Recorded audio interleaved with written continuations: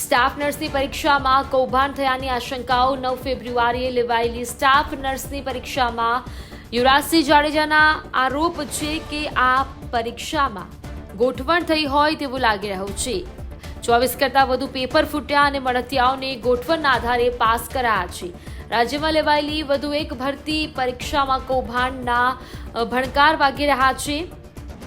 Answer કીમાં તમામ પ્રશ્નના જવાબ ક્રમબદ્ધ એટલે કે ABCD હોવાથી સવાલોના અટકળો ક્યાંક ને ક્યાંક જોવા મળી છે અને આ પરીક્ષાની જવાબદારી GTUને સોંપવામાં આવી હતી। ગુજરાત ટેકનિકલ યુનિવર્સિટીને આ પરીક્ષાની જવાબદારી સોંપવામાં આવી હતી। લગભગ 1903 જગ્યા માટે આ પરીક્ષા લેવાઈ હતી। આ તમામ મુદ્દાઓ પર એક વખત માહિતી લઈને ફરી એક વખત GTUને આરોગ્ય વિભાગે તેડું આપ્યું છે। આન્સર કીમાં તમામ પ્રશ્નોના જવાબ ક્રમબદ્ધ હતા। આન્સર કી જાહેર થતાં ભરતી કૌભાંડની આશંકાઓ પણ સેવાઈ રહી છે અને આન્સર કી જાહેર થતાં લાલિયાવાડી સામે આવી મળતિયાઓને ગોઠવા સેટિંગ કર્યાની ક્યાંક ને ક્યાંક શક્યતાઓ અહીંયા જોવા મળી રહી છે।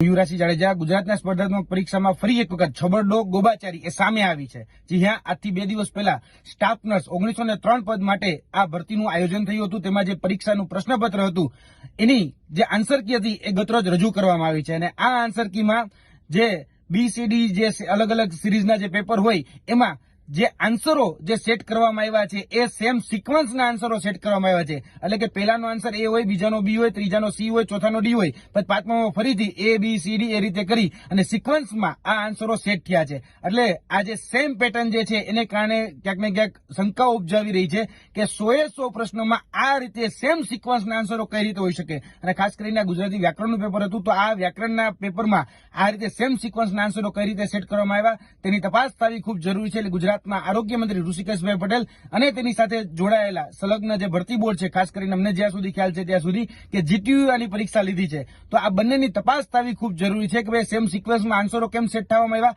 કેમ કે આ દેખીતી નજરે કોઈ પ્રયોગ કે કોઈ સંયોગ નથી। કેમ કે જો પ્રયોગ કે સંયોગ હોય તો આટલા બધા આન્સરો સેમ સિક્વન્સમાં કે સેમ પેટર્નમાં સેટ થયેલા ન હોય, પરંતુ અહીંયા ક્યાંક સુનિયોજિત રીતે ગોઠવણ થયેલી હોય એવું અમને સ્પષ્ટ લાગ્યું છે।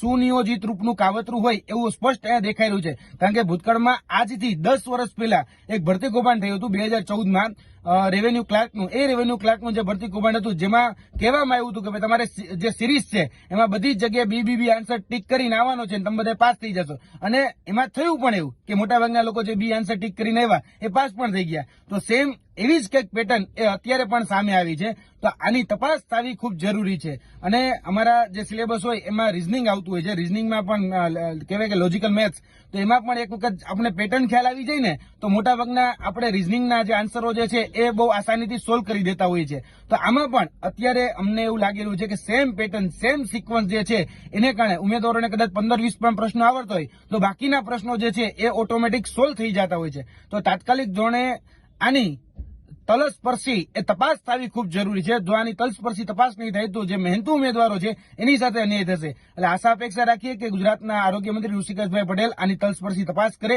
અને જે પણ આની પાછળ સંડોવાયેલા જે પણ વ્યક્તિઓ છે એ વ્યક્તિઓ વિરુદ્ધ કાયદેસરની કાર્યવાહી કરવામાં આવે। જે પણ કહી શકાય ભૂતકાળમાં આજથી 10 દિવસ પહેલા એક ભરતી ઉપર આરોપ લાગ્યો હતો સિનિયર ક્લાર્કની જે ધરમપુર ખાતે જે બિલપુડીની સંસ્થા આવેલી છે BRS કોલેજ, તો તેમાં પણ 210 માંથી 210 એક ઉમેદવારને પ્રશ્નપત્ર ના જે આન્સર હતા એ પ્રમાણે જે આન્સર કી આવી તો એ પ્રમાણેના આન્સરો હતા એટલે 210 માંથી 210 એ ઉમેદવારને આવેલા હતા અને ત્યારબાદ એ પરીક્ષા રદ કરવાની ફરજ પડી હતી। તો અમે આશા અપેક્ષા રાખીએ કે આમાં પણ જે મહેનતુ ઉમેદવારો છે એની સાથે અન્યાય ન થાય અને આનો સુખદ નિરાકરણ આવે એવી આશા અપેક્ષા। જય હિન્દ, જય ભારત।